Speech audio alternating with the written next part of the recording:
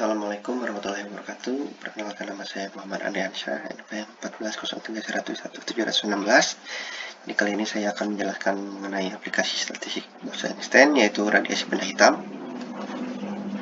Jadi, apa itu radiasi benda hitam? Radiasi benda hitam ini merupakan sebuah landasan atau sebuah awalan dari terciptanya fisika modern. Suatu fenomena yang mana ketika foton melewati sebuah atau masuk ke dalam sebuah benda hitam, maka foton tersebut tidak dapat keluar kembali atau karena energinya tidak cukup untuk melakukan pemantulan keluar. Hal itu disebabkan karena di dalam benda hitam tersebut si foton mengalami emisi dan absorbansi, yang mana si energi foton tersebut mengalami terserap oleh benda hitam dan sebagian juga dipantulkan kembali di dalam benda hitam dan seterusnya, sehingga energinya semakin lama semakin sedikit, seperti itu. Nah, untuk selanjutnya, untuk distribusi Bose-Einstein-nya, pertama-tama karena si cahaya itu dari cahaya, jadi cahaya memiliki dualisme gelombang, yaitu gelombang elektromagnetik dan foton atau cahaya sebagai partikel, kita sebutnya foton ya. Jadi karena si foton ini tidak terbedakan dan juga tidak ada batasan jumlah foton tiap tingkat energi, nah maka kita dapat buat statistik Bose-Einstein-nya. Si distribusi Bose-Einstein itu dapat kita tuliskan sebagai berikut. Nah, karena dalam kotak jumlah foton tidak tetap, karena pada suatu saat tertentu foton ada yang diserap dan ada yang dipancarkan, atau tadi mengalami emisi dan absorbansi tadi, sehingga tidak berlaku persamaan sebagai berikut.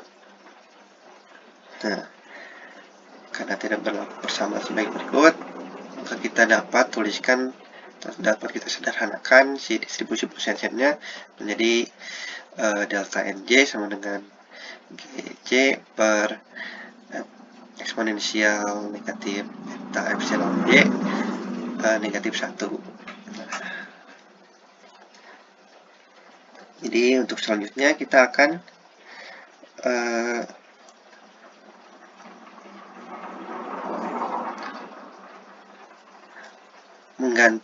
menyatakan si J-nya itu dalam V atau frekuensi ya. Maka kita ganti si menjadi delta N V dalam V sama dengan G dalam V per epsilon HV per KT negatif 1. Nah, karena keberadaan foton dipresentasikan oleh keberadaan gelombang berdiri dalam kotak, maka kita analogikan sebuah tali elastik dengan panjang L, yang kedua ujungnya terikat seperti pada gambar. Maka dalam kondisi osilasi dalam keadaan mantap, jadi dapat memberikan panjang gelombang sebagai berikut, yaitu 2L per N.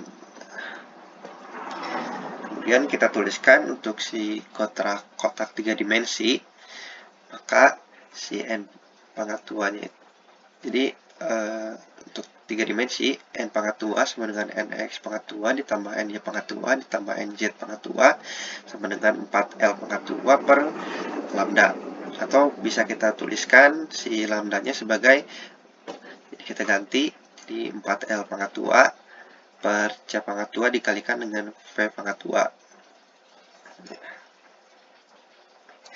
Sekarang kita akan mencari si V dalam V, yaitu jumlah foton yang frekuensinya kurang dari V.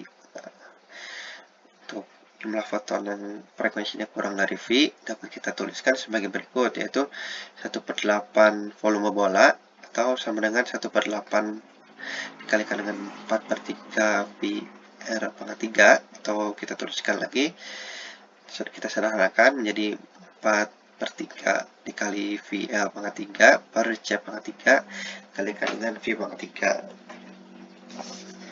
Nah, karena gelombang elektromagnetik memiliki dua arah osilasi yang saling bebas, sehingga dapat kita tuliskan menjadi sebagai berikut, yaitu V dalam V sama dengan 8 per 3 dikalikan dengan Pi L pangkat 3 per C pangkat 3 dikalikan dengan V pangkat 3.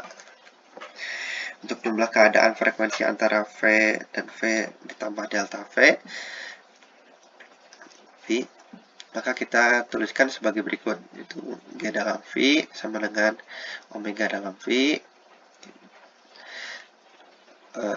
Kita tuliskan sebagai D omega dalam V per dV dikalikan dengan delta V atau 8 V per C pangkat 3 dikalikan V kuadrat ya, dikalikan dengan delta V. Nah, kita dapatkan distribusi Bose-Einstein-nya sebagai berikut. Atau kita bisa sederhanakan menjadi seperti berikut ini. Kita tinggal pindahkan si V-nya itu ke depan.